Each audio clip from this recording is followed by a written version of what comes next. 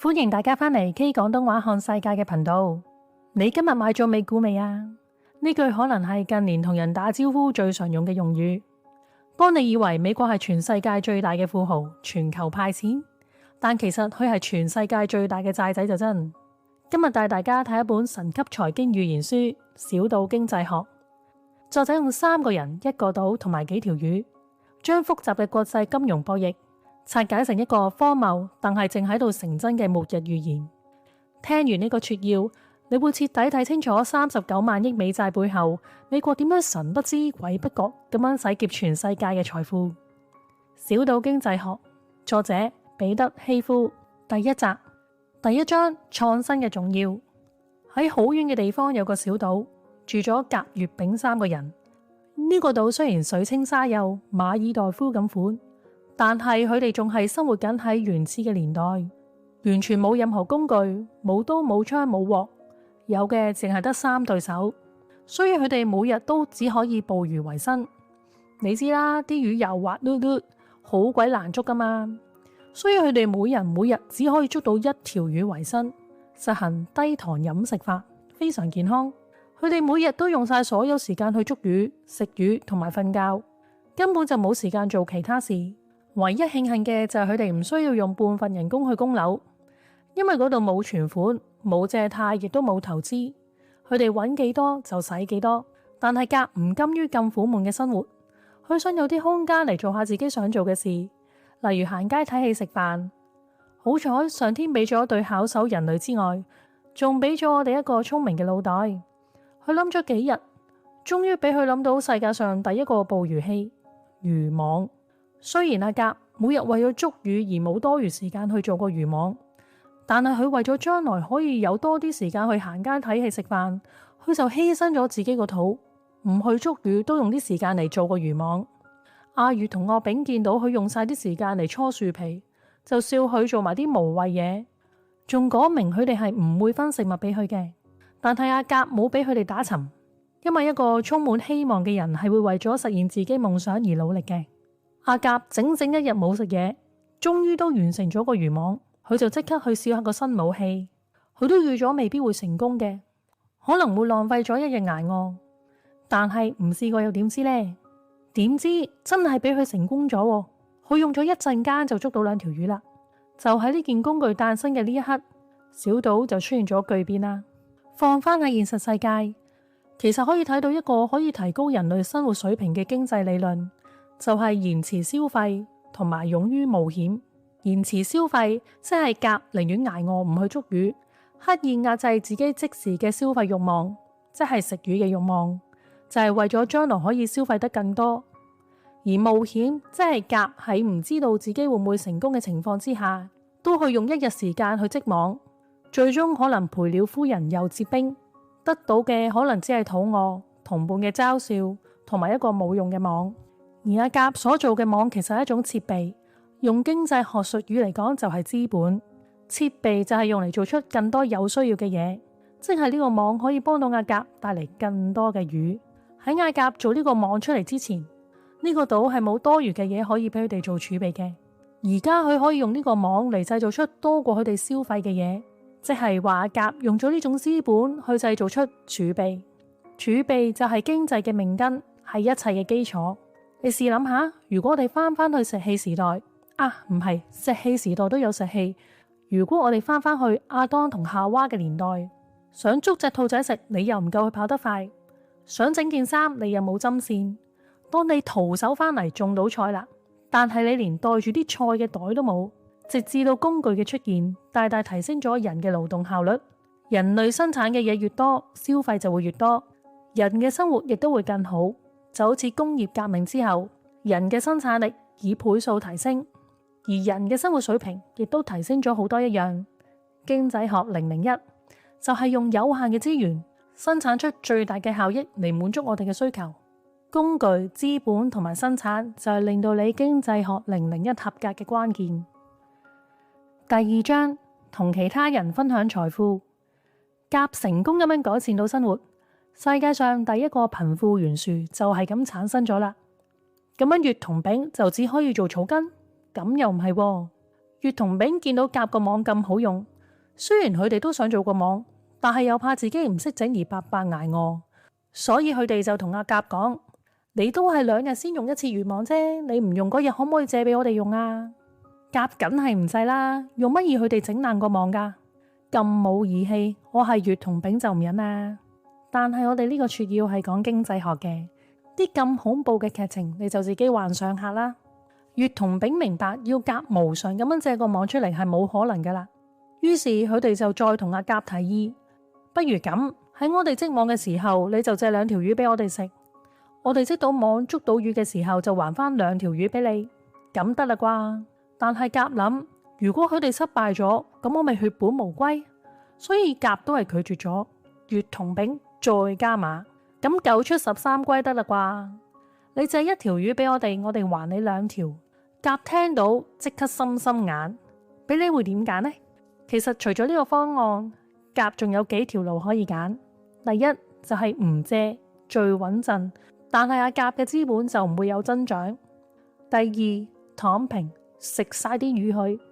第三，用自己空出嚟嗰日織多2個網，再租俾乙同丙，收佢哋每人每日半條魚嘅租金，咁樣甲就可以每日有1條收租魚啦。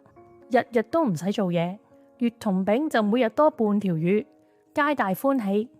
但係咁樣，乙同丙最終可以用空出嚟嗰日去織網，咁條財路就斷咗啦。四，借2條魚出去，收佢哋2條魚做息。咁究竟係將儲蓄儲起嚟好，定係消費咗佢好呢？定係用嚟投資好呢？定係借出去好呢？最後甲揀咗借2條魚出去，就係咁。地球上第一個大耳窿就誕生咗啦，亦因為咁，乙同丙就有時間織自己嘅漁網。而家3個人每日6條魚，就係咁過住好幸福嘅生活啦。完，咪住，記住人就係人，人擁有越多，慾望就會越多。我哋又翻嚟現實，喺呢一章，作者帶出咗一個而家經濟學家嘅謬誤，佢哋以為派錢，例如消費券，就可以增加需求，刺激經濟增長，但係其實呢種做法並唔會改變到真正嘅需求，只會令人花更多嘅錢去買已經生產咗嘅商品。一個健康嘅自由市場係應該先有生產，之後再有消費。舉個例子，本身一塊衝浪板要10蚊，政府每人派10蚊消費券，希望每人可以買2塊衝浪板嚟刺激經濟。但係消費券其實係冇增加到小島嘅木材生產嘅，所以衝浪板嘅數量冇增多到，最後只會係衝浪板加價，加到20蚊一塊，人民嘅生活冇改善到，短期內只係有資產嘅衝浪板老細賺錢，而長期其實係會令到錢貶值添。只有增加生產，先至可以切實滿足到人更多嘅需求，從而刺激經濟增長。而故事入邊多咗出嚟嗰條魚就係增加咗生產嘅例子。我哋又去翻故事嗰度啊，甲嘅財富比乙同丙多咁多，同好多現實世界嘅情況一樣，乙同丙就開始有仇富嘅情緒。佢哋要求甲無條件咁俾啲魚佢，甲賺埋咁多，佢可能有啲內疚感，所以真係俾咗部分魚阿乙同埋丙。乙同埋丙拎咗啲魚之後，有幾日都唔使做嘢，就梗係去吃喝玩樂啦，呢啲係人之常情啫。但係從經濟學嘅角度嚟睇，佢哋呢段時間並冇推動到小島嘅經濟，因為呢個階段只有增加捕魚量先至可以促進到經濟嘅發展。試諗下，如果甲係一個不思進取嘅自私人，佢大可以唔借啲魚出去留翻俾自己食，但係如果阿甲咁做，就冇辦法可以推動到小島嘅經濟，佢啲魚亦都可能會越嚟越少。因為甲自己都需要消費嘅。呢個世界嘅經濟之所以有增長，係因為有人會借錢出去俾其他人創業，增加社會嘅生產量同埋職位，呢個社會先至會有進步。有啲人會認為有錢人之所以有錢，係因為佢哋剝削窮人同埋搶走佢哋嘅錢，但作者就反駁，佢話除非啲有錢人好似古代嘅奴隸主人咁樣用暴力夾硬搶，如果唔係喺自由市場入邊，有錢人之所以會發達，係因為佢哋提供咗對人哋有價值嘅服務。甲賺到錢，係因為佢喺人哋冇架撐嘅時候，提供咗儲蓄同埋工具俾人。呢個係雙贏，唔係剝削。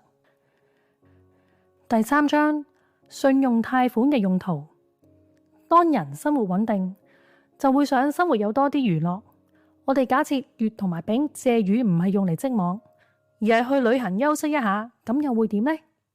甲知道乙同丙去完旅行之後嘅生產力並唔會有增加，所以佢哋去完旅行之後唯一還魚嘅方法就係捱餓。甲因為考慮到借錢俾乙同丙去消費嘅風險，所以冇借到魚俾佢哋。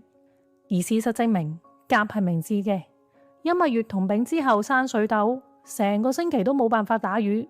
如果甲唔借魚俾佢哋去渡過難關，乙同埋丙就會餓死，咁呢個島嘅經濟就好難會再有增長啦。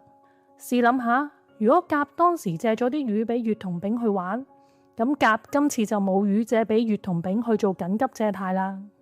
喺經濟角度去睇，商業貸款係要有生產力先有用嘅。借錢俾人創業，好似織網咁樣，就係做實事先至會有成效。咁係咪借錢俾人做生意就一定可以促進經濟呢？咁又唔一定，因為創業唔一定會成功。例如果乙同丙借魚係為咗修煉魚催眠術，咁佢哋成功嘅機會幾乎係零。所以放債人借錢出去之前，一定會先做風險評估。作者認為，純粹用嚟享樂嘅消費貸款根本就唔應該借。銀行或者社會應該盡量將儲備留俾商業貸款，同埋預留做緊急貸款，而唔係借錢俾人消費。其實有冇諗過，政府自己根本就係冇錢嘅，佢哋嘅錢係市民辛苦儲翻嚟嘅。如果政府夾硬用法規津貼逼銀行將錢借俾一啲根本還唔到錢或者冇生產力嘅項目，例如喺經濟差嘅時候起豪宅同埋做太陽能板，有啲公司拎咗錢，但其實係唔識做生意、技術又唔成熟嘅投機者，見到政府有補貼就蜂擁去開公司，佢哋借咗大筆錢，最後研發失敗或者產品冇人買，搞到公司執笠，呢啲就白白浪費咗市民儲翻嚟嘅錢啦。其實好多時政府係未必知道市場真正需要啲咩嘅，最後只會浪費社會嘅積蓄。政府嘅干預有時只會擾亂個市場，所以錢係必須借俾真正能夠創造財富嘅人，成個經濟先至會有健康嘅發展。